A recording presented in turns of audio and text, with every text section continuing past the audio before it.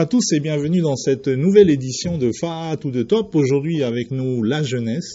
Yorana. Yorana Muay-Thai. Alors, j'ai dit la jeunesse parce que je sais que ça se fait pas de demander son âge à une femme, mais est-ce que tu peux nous dire quel âge tu as? Oui, c'est pas un secret, je viens tout juste d'avoir mes 25 ans. Voilà. La semaine dernière. D'accord. Ah, 25 ans, c'est la limite. Hein. La carte jeune, c'est jusqu'à 25 ans. Et puis après, on passe dans la zone un peu ingrate où on n'est pas encore Matahiapo, mais on est plus jeune. Hein. Oui, bon, allez, j'ai encore un an, on va dire. Là, ça va. Ok, super. Alors, Vehire, la première question à laquelle personne ne coupe dans cette émission, hein, je pense que tu la connais, puisque tu as eu l'occasion de regarder un peu quelques extraits de l'émission sur le web. Quel est ton rattachement à notre commune de Fa'a? Qu'est-ce qui fait de toi une Tamarifa? Eh ben, en fait, j'ai toujours grandi à Teruma, donc au-dessus de Piafao. J'ai fait ma scolarité à Fa'a. J'ai été... alors, école maternelle, j'en ai fait deux. Une à l'école maternelle de Teruma, une autre à NDA. Ensuite, j'ai fait l'école Saint-Hilaire, le collège NDA. Et ensuite, j'ai bougé en ville. Pur produit du système Fa'a. Exactement. D'accord. Et donc, vous habitiez à Fa'a? Oui. D'accord. Quel quartier? Teruma aussi? Voilà, c'est ça. J'ai toujours grandi à Teruma depuis que je suis petite, dans des lotissements sociaux. Voilà, j'ai toujours fait aussi les CLSH, les centres aérés à Fa'a. Oui.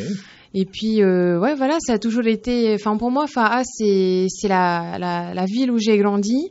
Quand j'allais au collège, de temps en temps, quand je ratais le truck, je rentrais à pied du collège jusqu'à Teruma. Enfin, voilà, pour moi, ma scolarité, mon enfance... tes racines, c'est voilà, Fa'a. mes racines, c'est Fa'a. D'accord. Et donc, après le primaire et le collège, donc tu t'orientes vers quoi? Tu vas où au lycée? Quelle est la suite des études de Vehire Taota? Alors, ce qui est intéressant, c'est que au collège, en troisième, j'étais dans une classe assez perturbateur, on va se dire. Oui. Et puis ma prof à l'époque, en troisième, elle nous avait dit, mais à tous, hein, sans exception. C'est la petite anecdote pour ensuite raconter la suite de mon histoire, que personne ne pouvait aller en général, en seconde générale, que tous, vous étiez, voilà, on était tous voués à faire bac pro. Et donc, on était seulement 2 ou 3 élèves, il me semble, à s'être dit non, on veut vraiment faire une seconde générale, on veut se battre, on sait que ça va être difficile, mais on va quand même le faire. Et donc ensuite, j'ai quand même eu ma place à l'Amené, donc où j'ai fait une seconde STG, communication et gestion des ressources humaines. Donc j'ai eu mon bac dans cette discipline-là. Pour moi déjà c'était un défi de gagner parce que j'étais restée sur ma prof en troisième qui me disait vous allez pas réussir. Et donc voilà, donc j'ai fait ma scolarité à l'Amené, puis ensuite j'ai fait l'ICEP. Alors l'ICEP pour ceux qui connaissent pas. Oui, alors l'ICEP pour ceux qui connaissent pas, donc il y a 2 universités en Polynésie. Il y a l'université que tout le monde connaît à Otumauro, et puis il y a l'université privée qui se situe à la Mission catholique. D'accord. L'université privée catholique à la Mission. Et là-bas, il y a très peu de filières qui sont ouvertes, qui sont proposées. Il y a la psychologie, l'information et communication, et puis depuis peu, je crois, une licence en ressources humaines aussi. D'accord. Et alors toi, tu as choisi quelle voie? Alors moi, j'ai choisi information et communication. Et donc pendant 3 ans, en fait, j'ai commencé à toucher un peu à l'audiovisuel, à avoir des cours. Au moment où tu choisis cette filière, oui. Tu le fais parce que tu as déjà une idée en tête ou tu le fais en te disant je vais voir ce que c'est et peut-être que ça va me permettre de trouver ma voie? Pour être honnête, c'était la continuité de mon bac. J'avais fait information et gestion des ressources humaines. Donc pour moi, l'information, la licence à l'ICEP, c'était la continuité, tout en sachant que je m'étais dit bon allez, je vais faire cette filière, mais j'avais pas une idée précise du métier que je voulais faire. D'accord. Donc c'était vraiment parce que c'était la continuité et puis j'ai bien fait parce que à l'ICEP j'ai découvert le monde de l'audiovisuel, le monde du journalisme qui m'était totalement inconnue. Donc, j'avais des cours d'initiation à la photographie avec Marie-Hélène Villerme, que l'on salue d'ailleurs. Des cours de vidéo avec le réalisateur et producteur Jacques Navarro. Ah oui, une référence en la matière. J'ai eu des cours d'initiation à la presse écrite avec Dominique Morvan qui tient Créaprint. C'est ça, qui sort le Dixit. C'est ça, c'est exactement ça. Qui édite Faré, les magazines comme Faré, Tamari. Et qui sort certains petits livres avec Hinar et Rouleau, je crois. C'est exactement ça, hein, oui. C'est ça. De très beaux petits livres avec de très belles photos et des textes qui les accompagnent. De belles publications. Ouais. Donc, on avait, et puis Mike Léral, qui est rédacteur en chef adjoint à TNTV, que l'on a eu aussi pour des cours en actualité. Donc voilà, en fait, l'ICEP, ça m'a vraiment permis de m'ouvrir dans un monde, voilà, l'audiovisuel qui m'était totalement inconnu. Et je suis très reconnaissante de cette école-là parce que j'ai aussi découvert le FIFO à travers l'ICEP. C'est-à-dire au travers de l'organisation du FIFO à laquelle l'ISEP est associé. Oui, c'est ça. En fait, l'ISEP est associé à cet événement, le FIFO. Et le FIFO, c'est un événement que je connaissais pas non plus. Quand j'étais au lycée, j'avais jamais entendu parler du FIFO. Parce qu'à cette époque-là, c'était pas encore très très bien médiatisé. Voilà, c'était les débuts. Et donc, l'ICEP m'a permis, voilà, de découvrir le FIFO, le festival, découvrir des festivaliers, des réalisateurs, des producteurs, des journalistes aussi qui viennent de l'étranger ou de métropole. Et aussi, ça m'a permis de faire des stages à Polynésie Première. Où j'ai commencé à avoir... Pendant le cadre de ta licence. C'est ça, pendant le cadre de ma licence, en fin de deuxième année. À mon initiative, j'ai fait un stage donc d'été, de juillet à août. J'ai fait 2 mois de stage à mon initiative à Polynésie Première. Et c'est là que j'ai découvert le monde du journalisme, qui m'a énormément plu. C'était un stage d'observation uniquement, donc pendant 2 mois, je regardais, je voyais comment se passaient les conférences de rédaction, ça me permettait de faire connaissance avec les journalistes qu'on voit à l'écran ou qu'on ne voit pas forcément aussi. Puis de voir un peu tous les métiers. C'est ça, les corps de métier qu'il y a, voilà. Tous les corps de métier qui existent pour produire ces journaux télé ou ces émissions. C'est ça. Donc, ça m'a permis de connaître le monde du journalisme, un monde qui m'a énormément plu. Et j'ai eu l'opportunité, à la fin de mon stage, donc le tout dernier jour, Stellat Arwamia, qui était à l'époque rédactrice en chef adjointe, elle m'a dit, écoute, voilà, tu as fait 2 mois d'observation. Pour le dernier jour, on va te laisser faire un reportage. Alors, j'étais toute excitée, j'étais toute contente. Donc elle me dit tu vas aller sur un sujet assez simple, tu vas faire les activités, les ateliers vacances que propose la Maison de la Culture. Donc toutes les vacances de juillet, la Maison de la Culture propose des ateliers. Elle m'a dit tu vas faire ce sujet-là. Donc je le fais, sauf que en fait à chaque fois quand on part en reportage, il y a 2 journalistes, un journaliste bilingue donc il fait le reportage en tahitien et un en français. Sauf que manque de peau, moi ce jour-là j'étais toute seule, le journaliste bilingue n'était pas là. Et par chance tu es bilingue. Et par chance je suis bilingue.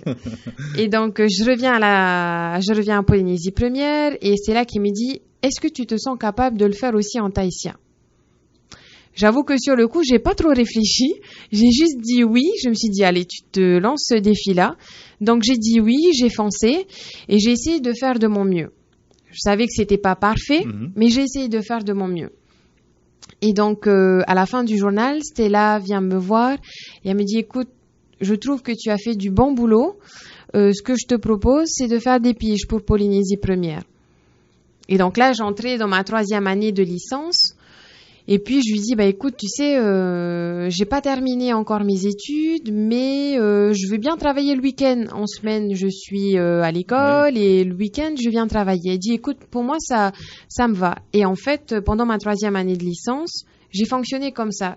La semaine, j'étais... C'est comme ça que le virus est lentement, c'est mais ça. sûrement s'est installé. Je pense en que toi. même pas lentement. Je pense ouais, qu'il non, totalement. c'est Dès ça. ce premier reportage, ça y est, tu C'est étais... ça. Non, mais j'étais toute excitée, j'étais contente. Et puis je savais que ça avait plu au rédacteur en chef.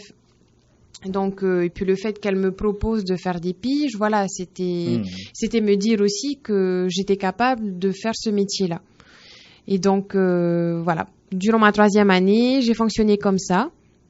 Et une fois que j'ai eu ma licence, j'ai travaillé aux Nouvelles de Tahiti. Oui. Alors là, c'est presse écrite. Alors. Oui, alors là, je changeais, voilà, c'est un autre monde. Mais c'était une décision ou c'était bon, voilà, une opportunité Pour moi, c'était une opportunité. C'était un CDD au départ de 7 mois, il me semble. Oui. 7 mois. Les nouvelles, pour moi, c'était un peu le modèle du journalisme pour moi, avec Muriel Pontarolo. Qu'on salue. Voilà. Avec des journalistes comme Serge Massot aussi, qu'on connaît très bien, qui est actuellement en métropole. Et Michael Taputu aussi. Tout à fait, un ancien de Radio Tefana. Un ancien de Radio Tefana. Et donc voilà, pour moi, et puis ça me permettait aussi de découvrir une autre facette du journalisme, la presse écrite. Et j'ai bien fait d'y aller parce que voilà, ça m'a ouvert aussi sur d'autres styles d'écriture, une autre manière d'écrire et de raconter une histoire qui est totalement différente de la télé. Alors justement, ayant pratiqué les deux, est-ce que tu dirais qu'il y a une différence en termes de recul par rapport au sujet qu'on traite entre la presse écrite et le télévisuel, où on a un impératif journal à produire le soir même. Bon, tu me diras, pour une presse quotidienne, on a aussi un journal à produire tous les jours, mais est-ce que le tempo est le même, ou est-ce qu'on se donne plus de temps en télé ou dans la presse écrite? Quel est ton avis là-dessus? Alors, c'est un avis très personnel, oui, bien sûr. Mais je pense qu'en télé, on a moins le temps d'avoir... on prend peut-être pas assez le temps de se poser et d'avoir le recul qu'il faut pour mieux traiter l'information. C'est mon avis. Alors qu'en presse écrite, on va dire, toute la journée pour traiter l'information. Donc, on a le temps d'écrire, d'effacer, de se dire non, là, j'ai peut-être pas employé les bons mots. Ou là, j'ai peut-être mal expliqué, donc j'efface, je réécris. En télé, on a un impératif de temps. Oui, parce qu'il y a le montage Parce qu'il y a le montage, voilà. Il y a tout un processus en télé qui fait qu'on ne peut pas non plus se permettre, on doit aller vite, on doit aller à l'essentiel. Et la télé, voilà, c'est ça. T'as beaucoup d'informations et ton but à toi, c'est de dire l'essentiel. C'est frustrant pour un journaliste parce qu'il ne peut pas tout dire. C'est parfois frustrant pour les invités aussi. Oui, c'est vrai. Et je trouve qu'en presse écrite, voilà, on a une marge de manœuvre un peu plus grande, beaucoup plus grande qu'en télé, de par la contrainte de temps et puis d'espace aussi. En télé, un sujet en moyenne, il fait 1 minute 30. C'est hyper rapide, 1 minute 30. Quand on a des invités, quand on a des interviews, pour pouvoir raconter une histoire et pour qu'elle soit comprise de tout le monde, ça va hyper vite. C'est ça, mais bon, c'est le tempo de la télé. Mais voilà, c'est ça. Et voilà, enfin, s'il fallait que je choisisse entre la presse écrite et la télé, moi je dirais que je préfère la télé juste pour l'adrénaline qu'on a. Justement, cet impératif de temps, il faut se dépêcher, il faut y aller vite, et aussi pour ce travail en équipe, parce que le reportage final, moi je me dis jamais que c'est moi qui l'ai fait toute seule. Bah oui, parce que si l'image ou le son sont pourris, ça va rien donner non plus. Non. Et donc à chaque fois, à chaque étape, je suis jamais toute seule. La seule étape où je suis vraiment toute seule, c'est quand j'écris mon commentaire. Et encore des fois, je l'écris avec le monteur. Quand on part sur le terrain, pour revenir au tout début, quand on part sur le terrain, on a le caméraman qu'on appelle un JRI. Donc déjà là, un journaliste reporter d'images, oui. D'accord. JRI, journaliste reporter d'images. Donc quand on part sur le terrain, on est avec lui. Et déjà là, on se coordonne ensemble. On se dit, peut-être que je devrais commencer par cette image où on lui dit, voilà, est-ce que tu peux prendre cette image ou est-ce que tu peux filmer de cette manière-là?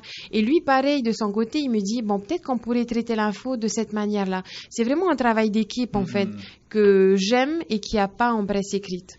C'est ça, en presse écrite, on est seul. On passe sur le terrain, voilà. D'accord. Et donc, après cette expérience des nouvelles, il me semble qu'il y a eu un épisode parisien, parce que ah oui. je crois avoir vu animer un journal télé, je ne sais plus sur quelle chaîne, mais j'ai vu ça sur le web. Oui, alors en fait, donc après les nouvelles, j'ai décidé de partir en métropole pour vraiment acquérir une bonne base journalistique. Et donc, je me suis inscrite dans une école de journalisme à Bordeaux. Il faut savoir que... Est-ce qu'on peut la citer juste Oui, bien sûr. C'est l'IJBA, l'Institut de journalisme de Bordeaux-Aquitaine. D'accord. IJBA. Et donc, il faut savoir voilà, que pour intégrer une école de journalisme, il faut passer un concours. Et donc, moi, le concours, je l'ai passé à distance. Et franchement, je ne pensais pas du tout être prise. Mais vraiment pas, parce que je ne m'étais pas préparée vraiment au concours. Et puis les concours, enfin je veux dire, il y a 800 étudiants qui passent ce concours-là pour plusieurs écoles, sachant que moi je me suis dit bon allez, je vais juste essayer l'IJBA et puis ensuite on verra bien. Et j'ai eu la bonne surprise d'avoir été prise pour l'oral. Et donc, les oraux, en fait, je les ai passés à distance. Alors que normalement, oui. Alors que normalement. Via Skype, Voilà, via Skype. J'ai passé. On vit une époque formidable. Eh oui. Merci la nouvelle technologie.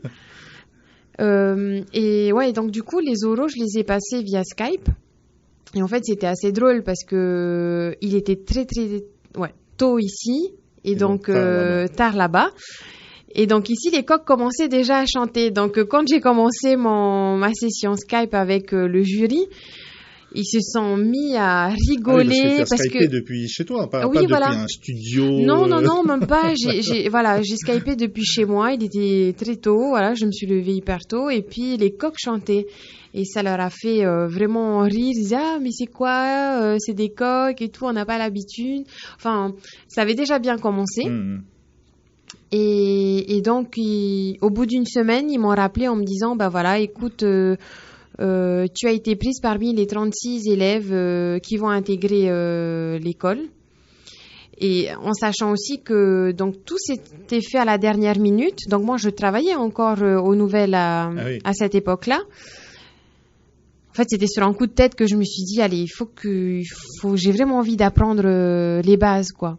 Donc tout s'est fait à la dernière minute et quand ils m'ont dit écoute tu es prise, c'était en juillet, je me souviens bien, la rentrée était en septembre. Je n'avais absolument rien préparé. J'avais pas fait d'emprunt, j'avais pas fait de demande de bourse, enfin c'était vraiment. T'as rempli ton sac à dos et t'es parti. C'est ça.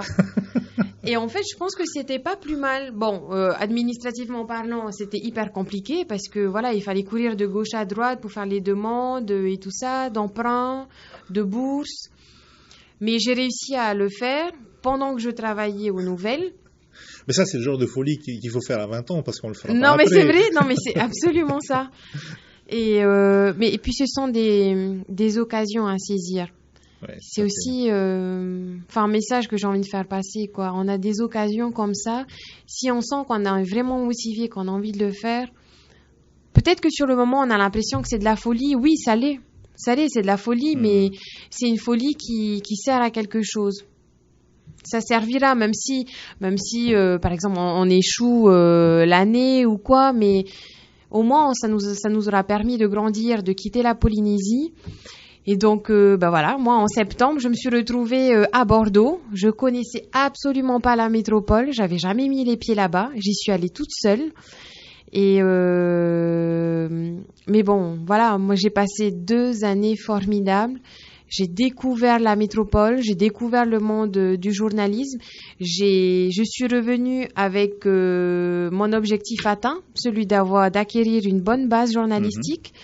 Et voilà, j'en ressors grandi avec énormément d'expérience, énormément de rencontres. Et voilà, enfin moi je dis pour ceux qui veulent vraiment ceux qui ont une idée en tête, il faut y aller il faut aller, quoi. Il faut foncer. Et alors, cette animation de journal télé, ça s'est fait dans le cadre de ces études-là ou Oui, alors pendant les 2 années, en fait, on a des stages à effectuer. La première année, c'est seulement en presse écrite. Donc, moi, j'avais fait des stages à Sud-Ouest Bordeaux, à Télérama aussi, le magazine culturel Télérama. Et en 2e année, ce sont des stages en télé.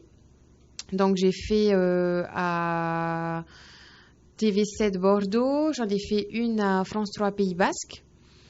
Et à la fin de la 2e année, en fait, tous les étudiants de chaque école de journalisme, donc il y en a 14 au total, des écoles de journalisme reconnues par l'État.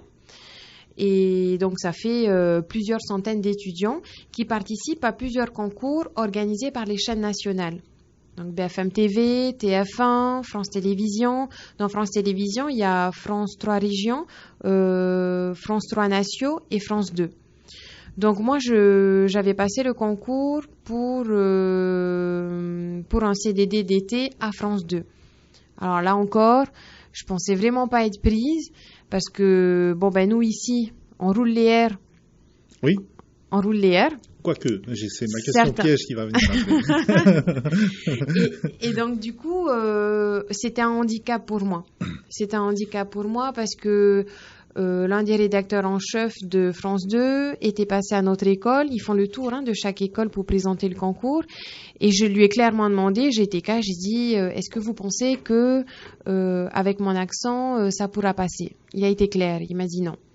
Il dit, c'est pas parce que tu as la peau bronzée, ça n'a rien à voir. C'est juste que il y a une exigence des chaînes nationales, c'est qu'il faut harmoniser toutes les voix. Et donc, ne pas reconnaître que telle personne vient du Pays Basque, que telle personne vient du Nord, que telle personne vient du Sud, vient de Marseille, ou bien que toi, tu viens de Polynésie. Il faut essayer de gommer tout ça et d'avoir une seule voix à l'antenne. Et donc, du coup, quand il m'a dit ça, ça m'a fait un déclic. Parce que je voulais absolument avoir ce CDD-là. J'avais très envie de bosser à France 2. Et donc, du coup, inconsciemment, j'ai pas pris de cours. J'ai pas pris de cours avec un orthophoniste pour essayer de gommer mes R et tout. En fait, je sais pas, ça a fait un déclic, ça s'est fait tout seul. Et donc, petit à petit, j'essayais de gommer mes R. Alors, c'est drôle parce qu'avec mes collègues de classe, j'arrivais à le faire. Et dès que je rencontrais un Tahitien dans la rue ou dès que je discutais avec mes parents sur Skype, le R, il revenait naturellement. Donc, voilà, enfin, j'étais un peu entre les deux. Et donc, au final, j'ai été prise, on était 7 à avoir été pris à France 2. Donc là encore pour moi c'était un rêve quoi. Pas un rêve de petite fille, mais sur le moment quand j'y étais pendant mes études, je me suis dit mais voilà, mon but c'est d'essayer d'être à France 2 ou à TF1, mais voilà, d'accéder à une chaîne nationale. Et donc, ça s'est fait et tout l'été dernier, j'ai travaillé à France 2 au service société. Et donc, j'ai eu l'occasion d'avoir des reportages qui passaient et à Télématin, et aux 13h, et aux 20h. Donc là, ça a été une fierté et pour Bien moi, sûr. Et pour ma famille. Et pour le pays aussi, je pense. Oui, tout à fait. J'ai vu qu'il y a eu beaucoup de... Ça a fait un peu le buzz sur les réseaux sociaux. Il y a beaucoup de gens qui étaient fiers de voir Tahiti animer ces émissions-là. Oui, puis je voyais les commentaires. Les gens étaient assez amusés de voir que David Pujadas ou que Laurent Delahousse avait du mal un peu à prononcer mon nom. Voilà. Bon, j'imagine que c'est pas évident pour tout le monde là-bas. Hein. C'est ça, et surtout que il me semble que oui, je suis la première polynésienne à avoir travaillé à France 2. Je suis pas certaine, mais pas de ta génération, c'est sûr. Mais en tout cas, voilà, c'était une super belle expérience et puis je me faisais tout de suite remarquer déjà de par ma couleur et aussi avec ma fleur parce que moi je quittais jamais ma fleur. Enfin ici tous les jours j'ai une fleur Et c'est une habitude que j'ai gardée même en étant en métropole. Alors c'est sûr que là-bas, les gens, ils te regardent bizarrement dans le métro, dans le train, dans la rue même, ils te regardent bizarrement. Mais voilà, la fleur, ça fait partie de moi. Voilà, donc. Et donc après cette aventure France 2, donc tu termines tes études, tu fais ce CDD. La tentation de rester en France est là. Qu'est-ce que à ce moment-là, c'est un peu à une charnière, quoi. Oui. Hein. Souvent, on se dit, est-ce qu'on reste un peu rouler sa bosse en France ou en Europe avant de rentrer, ou peut-être qu'il y a une opportunité qui se présente à ce moment-là. Qu'est-ce qui se passe pour toi à ce moment-là? Alors, ce qui se passe, c'est que pendant mon CDD à France 2, je n'avais pas de logement à Paris parce que moi, pendant 2 ans, j'ai vécu à Bordeaux, j'avais fait mes études là-bas. Et en fait, à Paris, je squattais le canapé de la sœur d'une pote de promo qui habitait à Saint-Denis, c'est-à-dire à 1 heure de France Télévisions. Ouais. Et donc, tous les matins, je faisais ça, 1 heure de métro, puis le soir, c'est ça. Sachant qu'en plus, on travaillait énormément à France 2, on commençait à 9h, on finissait à 21h parce que il y avait des réunions après le journal. Pas forcément drôle le métro tard la nuit. Hein. Ouais, voilà. Et donc, voilà, tout ça pour expliquer que j'avais pas de logement à Paris.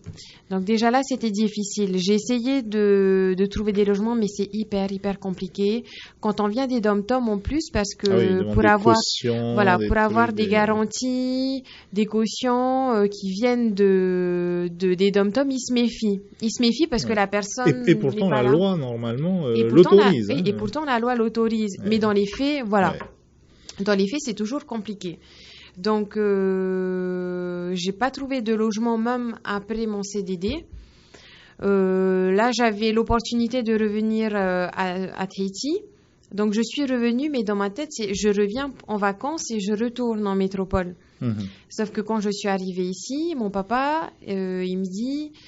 je suis pas sûre que c'est une bonne idée de repartir. Tu n'as pas de logement, tu n'as pas de travail, et en plus de ça, tu as un emprunt à rembourser, l'emprunt qui t'a permis de faire tes études.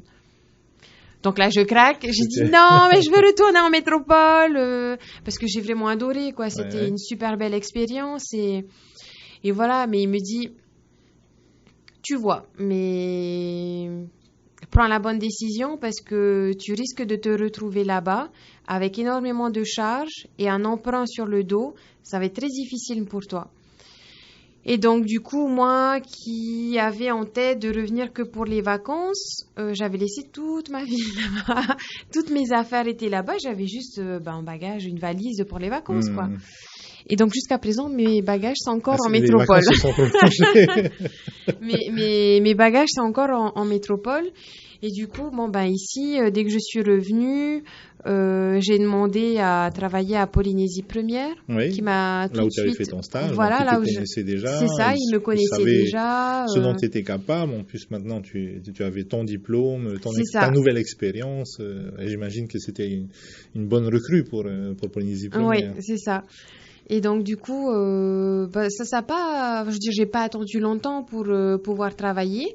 J'ai travaillé comme pigiste. Donc, pigiste, pour ceux qui ne le savent pas, c'est être journaliste, mais on va dire prestataire. Donc, c'est-à-dire que... c'est pas salarié, alors. Je suis pas salariée, voilà, je suis pas tentée. Et tu factures tes prestations. Voilà, ils font appel à moi quand un journaliste est malade ou quand il y a une absent. surcharge de travail. Voilà. Et donc, j'ai travaillé comme ça avec Polynésie Première jusqu'à il y a 1 mois. Parce que depuis 1 mois, je travaille à TNTV. Toujours en tant que pigiste ou... Non, alors là, ils m'ont proposé un CDD de 6 mois.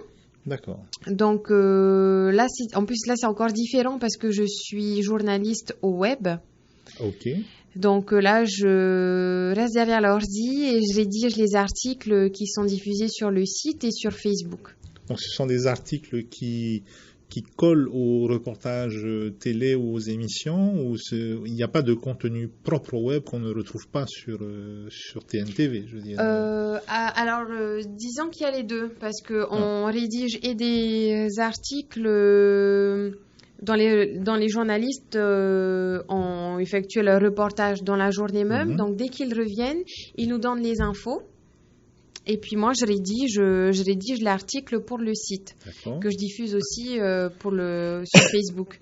Mais à côté de ça, on essaye de trouver des buzz, des sujets qui font le buzz et au Fénois et à l'étranger. Voilà, on essaye aussi d'aller chercher des sujets qui concernent indirectement la Polynésie, ou en tout cas qui concerne le Pacifique et qui pourrait intéresser nos lecteurs. Est-ce qu'il arrive parfois que les sujets que tu as pu dénicher, toi, de par ton activité web, finalement soient réintégrés dans la partie télé, dans une émission ou dans un JT, parce que ça a tellement fait le buzz, tu l'as signalé et oui, voilà. C'est repris non, mais c'est exactement ça. On peut, par exemple, pour un buzz qu'on a trouvé sur Internet, si vraiment on voit que ça cartonne, on va le diffuser aussi en télé. Ou comme parfois il arrive aussi que dans la rédaction web, on ait l'idée de faire un portrait d'une personne. Au début, on n'en parle peut-être pas forcément au rédacteur en chef télé. On voit que ça fait le buzz sur Internet. Et forcément, la suite logique, c'est qu'on en parle pour que eux, à la télé, au journal télévisé, ils puissent en faire un reportage. D'accord. Donc c'est vraiment un échange, comme ça, entre télé, web. C'est un travail en équipe aussi. Et donc là, à TNTV, tu y es pour 6 mois, là. 6 mois. Et puis après, on verra comment ça évolue. Et puis après, on verra comment ça évolue. Pas de tentation au niveau du Pacifique. On sait qu'en Nouvelle-Zélande, il y a Maori TV, il y a d'autres... Il y a beaucoup de télé dans le Pacifique, il y a des web TV. Est-ce que c'est quelque chose que tu as comme ça Franchement, oui. Je suis prête à prendre ma valise là demain et partir là où on me propose du travail. Ce qui me bloque un peu là en ce moment, c'est de devoir rembourser mon emprunt, qui est assez conséquent. Donc mon objectif premier là, c'est pouvoir rembourser mon emprunt. Et ensuite, une fois que ce sera fait, une fois que je serai débarrassée de cet emprunt-là, je pourrai vraiment, si j'ai envie à ce moment-là, dans 2 ans, on va dire, repartir en métropole, je le ferai. Je le ferai parce que j'ai plus d'attache, j'ai plus ce fardeau-là. Mais je suis vraiment partante pour partir dans n'importe quelle aventure, quoi. Que ce soit en Nouvelle-Zélande. Après, il faut que je travaille mon anglais aussi. Ça, c'est une autre histoire, mais... Si tu es arrivé à travailler tes R, tu vas pouvoir travailler ton anglais. Il n'y a pas de souci là-dessus. Ouais, non, mais vraiment, si j'ai des opportunités ailleurs, moi, j'hésiterai pas à y aller. D'accord. Vehéré, on arrive également au terme de notre émission. Tu vois, ça passe assez vite. Ça passe super vite. Comme ça, bâton rompu. Pour conclure un peu l'émission, si tu avais un message à faire passer à notre jeunesse de Fa'a, mais plus largement à la jeunesse de ce pays, quel serait ton message ? Moi, je vous dirais, allez-y, foncez. Vous avez une envie, vous avez un projet en tête, faites-le. Donnez-vous les moyens de le faire. Moi, je viens d'une famille non pas aisée. Je viens d'une famille, mes parents, ma maman, elle travaille pas. Mon papa, il est retraité. J'ai jamais vécu non plus dans la richesse. Je viens d'une petite famille comme vous. Et puis aujourd'hui, j'ai réussi à atteindre mes objectifs, à faire ce que je voulais. J'ai un travail et je me dis que si des personnes comme moi ont pu le faire, vous aussi vous pouvez le faire, et que il faut juste se donner les moyens, il faut croire en soi, croire en l'avenir et surtout ne pas hésiter, foncez. Et bien voilà, c'est sur ces belles paroles de Vehéré que nous allons conclure cette émission, et j'espère qu'on te reverra un jour. Qui sait, peut-être comme journaliste à Radio Tefana. Qui sait On ne sait pas ce que l'avenir nous réserve. En tout cas, merci encore d'être venu, Vehéré, et à bientôt. À bientôt, Mouetei.